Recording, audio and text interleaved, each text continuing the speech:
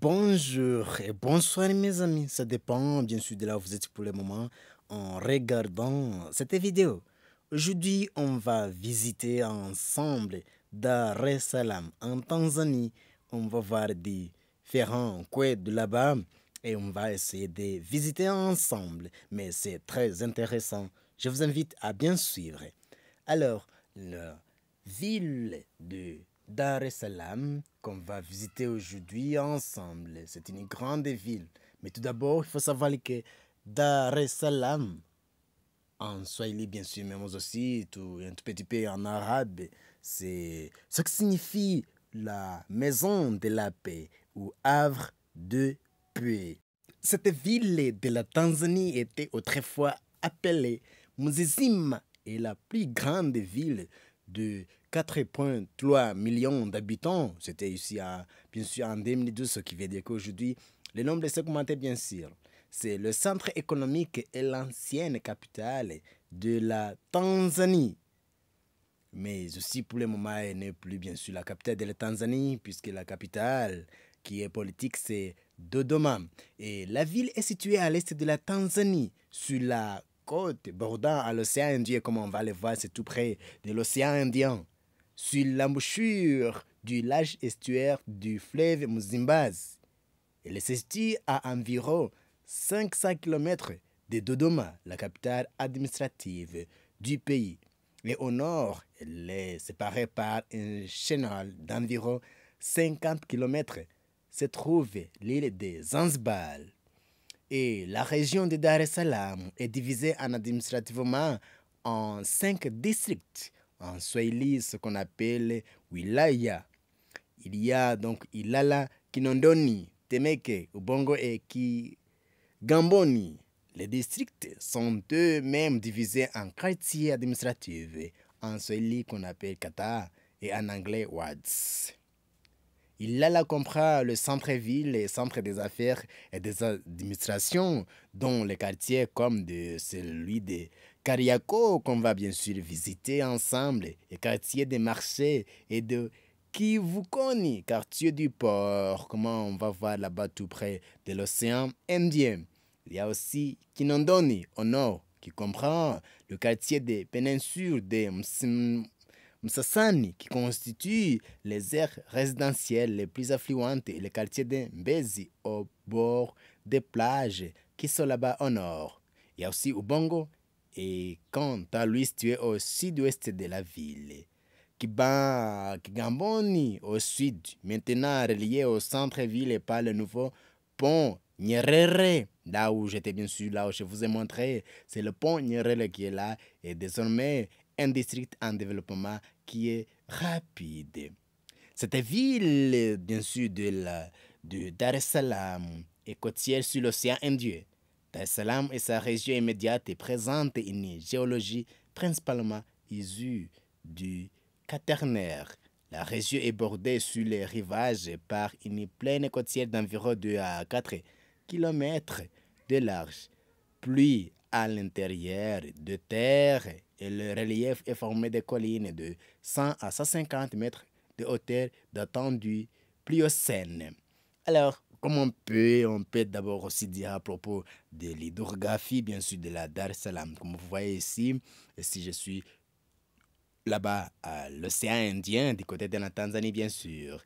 Mais ici, comme vous voyez, c'était un pont qui lie les différentes parties de là-bas. C'est très bien, comme vous le voyez. Alors, ici, c'est au quartier, les quartiers, bien sûr, tout près de Dar es Salaam. Des quartiers qui sont un peu... Là-bas, vous voyez que c'est un village, en Alavel, Dar es Salaam. Vous voyez que pour pouvoir trouver même une colline, c'est très compliqué. Puis c'est plat, il n'y a pas de montagnes comme dans... Il n'y a pas de montagnes là-bas, des montagnes comme on a vu là-bas en haut, des montagnes, donc c'est autour de 100 à 150 mètres, comme vous voyez. Mais tu peux regarder là où tes yeux peuvent arriver, bien sûr. Alors, comme je vous disais, on peut voir un tout petit peu à propos, bien sûr, de l'hydrographie de Dar es Salaam. Plusieurs cours d'eau traversent la ville actuelle. Parmi ceux-ci peuvent être cités les fleuves Mjipi, qui forment une limite naturelle à la ville au nord, le fleuve qui est là, Msimbazi, qui traverse le centre-ville. Il y a aussi les cours Kizinga et Mzinga qui débouchent au niveau du port. D'autres cours d'eau plus petits sont également présents comme les Nyakasangwe, le Tegeta, le Mbezi, et le Sinza et le Tabata et Minerva. Et le climat d'ici, oh, bien sûr, il fait chaud là-bas, il fait chaud, mais du fait de sa proximité, bien sûr, de l'équateur et profitant de la chaleur de l'océan Indien, le climat dominant de Dar es Salaam est de type tropical, avec des pluies plus importantes, bien sûr, que cela l'hiver.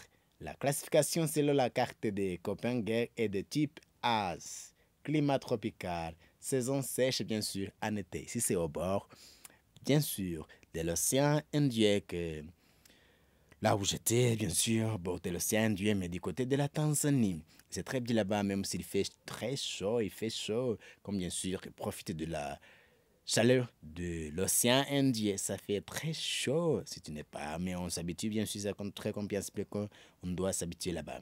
Mais ici, c'est bien sûr, de l'autre côté, en Kita, bien sûr, l'océan Indien là-bas. Tu vois qu'il y a des bons quartiers là-bas à bien visiter. Et qu'est-ce qu'on peut dire à propos, bien sûr, de l'histoire de Dar es Salaam? Et en 1859, il y avait le hambourgeois Albert Rocher et le premier Européen à débarquer dans Mzizima, ville saine. Donc, c'est une ville qui est saine, ce qui veut dire Mzizima. Et en 1866, le sultan Majid Ben Saïd de Zanzibar donne le nom actuel de la ville, qui signifie demeure de la paix en arabe, bien sûr, Dar es Salaam. Après la mort de Majid en 1870, la ville décline jusqu'à l'établissement en 1887 d'un comptoir de la Compagnie allemande de l'Afrique de l'Est. Et la croissance de la ville est facilitée par son rôle de centre administratif et commercial de l'Afrique de l'Est allemande et de l'expansion industrielle résultant de la construction de la ligne ferroviaire qui dessert toute la région au début des années 1900. Et l'Afrique de l'Est allemand est conquise par les Anglais pendant la Première Guerre mondiale et désignée sous le nom de Tanganyika. Dar es Salaam sera prise après 2 rites de combat par l'armée britannique et c'est pas indien le 9 novembre 1916. Dar es Salaam est maintenu comme centre administratif et commercial du territoire. Et selon le règlement britannique, les secteurs européens et africains séparés se sont développés à distance du centre de la ville. La population de la ville comprend aussi une grande quantité d'immigrés d'Asie du Sud. Et maintenant, après la Seconde Guerre mondiale, Dar es Salaam bénéficie d'une période de croissance rapide. Le développement politique y compris la formation et la montée en puissance de l'Union nationale africaine du Tanganyika African National Union, ou TANU, mène le Tanganyika à l'indépendance de la couronne britannique en décembre 1961. Dar es Salaam continue d'assumer le rôle de la capitale après la fusion entre le Tanganyika et Zanzibar en 1964, ce qui entraîne la création de l'État moderne de la Tanzanie. Cependant, en 1973, des dispositions sont prises pour relocaliser la capitale à Dodoma, une ville plus centrée à l'intérieur de la Tanzanie, puisque comme vous le voyez, là, ici c'est au bord de, bien sûr, de l'océan Indien. Et alors, avoir la capitale ici, bien sûr, c'est à côté, alors que la Tanzanie, c'est un grand pays aussi, ce qui se trouve, donc des autres côtés, ça serait un peu loin. Raison pour laquelle, alors, on a dû déplacer la capitale à Dodoma, qui est au centre, et c'est une ville plus centrée à l'intérieur de la Tanzanie. Et le processus de relocalisation n'est pas encore achevé jusqu'à Aujourd'hui, en 2025, Dar es Salaam reste la ville la plus importante de la Tanzanie. Dar es Salaam est toujours la plus importante ville commerciale et pour les autres choses, même si la capitale est bien sûr Dodoma. Et l'ambassade des États-Unis à Dar es Salaam a été la cible d'un attentat perpétré par Al-Qaïda le 7 août en 1998. Et le 13 avril en 2008, Dar es Salaam accueille le relais de la flamme olympique des Jeux olympiques d'été de Pékin. Vous voyez, Dar es Salaam est bien connu pour beaucoup de choses. Alors, le 25 août en 2021, une fusillade près de l'ambassade de France fait 5 morts, dont l'auteur est 6 blessés. Alors, la population de la ville croît de 4 à 4,4% annuellement, soit l'une des croissances urbaines les plus fortes du continent africain. Elle aurait ainsi une population de 4,364 millions d'habitants en 2012 après avoir eu une population de 2,4 millions en 2002, soit près du doublement de la population. Cette forte croissance induit cependant qu'une grande partie de la population de la ville habite dans des bidonvilles. La majorité des habitants est musulmane. Les chrétiens sont majoritairement protestants, luthériens, héritage de la colonisation allemande. Comme ils ont été colonisés bien sûr par les Allemands, raison pour laquelle aussi les chrétiens qui sont là sont des protestants luthériens, bien sûr, de l'héritage de la colonisation allemande. Il y a aussi des grands groupes catholiques et protestants évangéliques. On y trouve aussi environ 2000 hindous qui sont surtout des Indiens ou des Mauriciens. Et qu'est-ce qu'on peut dire maintenant à propos, bien sûr, de l'urbanisme de ce pays qu'on a là-bas? Bien sûr, nous concentrons aussi sur cette ville de Dar es Salaam. En raison d'une forte croissance démographique, la ville s'est très rapidement étalée pour atteindre à l'aube des années 2000 de dimensions imposantes. La distance entre les limites nord et sud est d'environ 37 km et la distance entre est et l'ouest est d'environ 30 km. Jusqu'à atteindre dans les années 2010 une ville incluse dans un demi-cercle de 40 km de diamètre autour du port. Ces dimensions sont dues au type d'habitation des nouveaux migrants dits des modèles Swahili, qui donne une expansion de la ville de manière extensive, au contraire des capitales occidentales.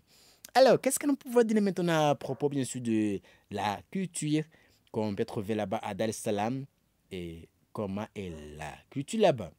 Le Dar es Salaam National Museum, intégré à l'ensemble du National Museum of Tanzania, qui regroupe plusieurs musées du pays, est construit à partir de 1934 et ouvert au public en 1940, dédié à l'origine au roi britannique George IV. George V. Il est agrandi en 1963 et a consacré à l'histoire de la Tanzanie. Et ses pièces les plus célèbres incluent certains os du Paranthropus poisei ainsi que des collections venant de Kilwa, Kisiwani et de l'ère Shiraz, de la colonisation allemande et de la domination britannique, des poteries chinoises et des collections ethnographiques sur la culture tanzanienne. Il y a aussi le Village Museum, également intégré au National Museum of Tanzania, est situé à la périphérie de la ville et créé en 1996. Le musée consiste à l'assemblage de 19 huttes issues de 16 ethnies de Tanzanie regroupées en un village. Les huttes sont visitables et montrent les modes de vie traditionnels de différents groupes, bien sûr, ethniques de la Tanzanie. Alors, Qu'est-ce que nous pouvons dire aussi à propos de l'économie de là-bas, l'économie de Dar es Salaam? Dar es Salaam est le principal centre financier de la Tanzanie. Il accueille le siège de la bourse de Dar es Salaam et de la Banque centrale. La ville est également la capitale industrielle du pays et concentre plus de 80% de l'activité industrielle du pays. Cela représente 37% des établissements industriels qu'on peut trouver là-bas et 36% des ouvriers et 50% de la masse salariale. Les industries locales incluent les produits alimentaires, des métaux, des textiles, du ciment et des produits pharmaceutiques. La ville abrite une cimenterie du groupe allemand Heidelberger Cement ainsi qu'une raffinerie de pétrole. Vous voyez que la Tanzanie et Dar es Salaam est le principal port de la Tanzanie donnant l'océan Indien. Il transite les exportations de café, de coton et de cisailles. Et en 2002, la population a un revenu annuel moyen par habitant de 584 806 shillings, soit environ 368 euros. Comment est le transport là-bas en Tanzanie? Le transport, il y a l'aéroport international Julius Nyerere, situé au sud-ouest de Dar es Salaam, est le principal aéroport du pays. Il est nommé à l'honneur de l'ancien président Julius Nyerere. L'aéroport a accueilli en 2013 plus de 2,3 millions de voyageurs. Et transport ferroviaire. Comme bien sûr il y a de l'eau là-bas, la principale voie de chemin de fer du pays, la Central Line, régie par la Tanzanie Railways Corporation, relie Dar es Salaam à Kigoma, à l'extrémité ouest du pays. Dar es Salaam est aussi l'une des extrémités du chemin de fer Tanzanie-Zambie. Tazara Railway, qui traverse la Tanzanie selon un axe sud-ouest avant d'entrer en Zambie. Le Dar es Salaam a des bus aussi, bus Rapid Transit, et en fonction du pays, mais 2016. Et le port, comme vous voyez là-bas, il y a le port de Dar es Salaam et le principal port de Tanzanie. Il offre une capacité de stockage de 4,1 millions de tonnes de marchandises sèches et de 6 millions de tonnes à destination de liquides en vrac. Les quais s'étalent sur une longueur totale de 2 km et offrent 11 places en eau profonde. La place stratégique du port sur le globe permet les échanges avec les autres ports d'Afrique orientale, le Moyen-Orient, le Sud-Est asiatique, mais également l'Australie, les Amériques et l'Europe. Et par ce port transit 95 du commerce international de la Tanzanie, mais dessert également les pays enclavés proches de la Tanzanie comme Malawi, Zambie, République démocratique du Congo, Burundi, Rwanda et Ouganda. Et son seul concurrent direct est Mombasa au Kenya. Donc il n'y a que l'autre port qui est là, qui est le port de Mombasa au Kenya. Et transport routier là-bas aussi, eh bien, comme vous le voyez là-bas, Dar es Salaam est desservi par les routes nationales. Il y a comme T1 et T7 et T26. Dar es Salaam abrite le pont Kigamboni. Alors, il y a pas mal de choses, bien sûr, à visiter et puis à regarder, mais aujourd'hui, on peut bien sûr s'arrêter là-bas. Et alors, on pourra continuer l'autre jour en regardant les autres parties de là-bas. Et merci d'avoir suivi cela. Et je vous invite à vous abonner si vous n'êtes pas encore abonné. Il serait mieux aussi de partager avec les autres. Et laissez des commentaires, ça sera très bien pour pouvoir connaître ce que vous souhaitez davantage.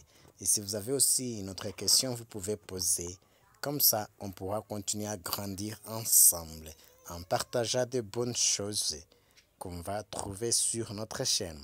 Alors, à nous revoir. Vous voyez que là-bas, il y a pas mal de choses à visiter. Qu'on va de ce côté-là, il y a des belles, bonnes choses qu'on peut regarder et on peut bien sûr continuer à partager ces choses. Mais aujourd'hui, je voudrais bien me limiter par-ci et autre chose, on va voir dans une autre vidéo qui va suivre, qui pourra bien sûr vous avantager. Et comme vous voulez regarder là-bas, de ce côté, dans la journée, il y a de l'eau et le soir, là-bas, il n'y a pas. Ça quitte, ça va de l'autre côté. C'est une chose qui est très étonnante là-bas, que tu peux aussi, ça peut être intéressant. Si tu arrives le matin, tu vas trouver que là-bas, il n'y a pas.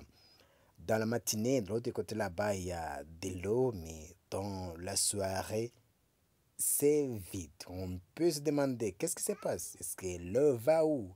Comment l'eau n'est plus là? Comment l'eau est déjà partie de l'autre côté?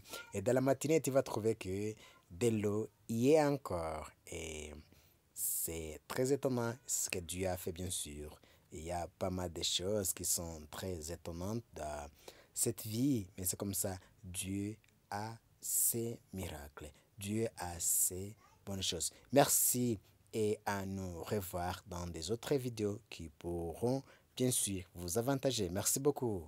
Au revoir.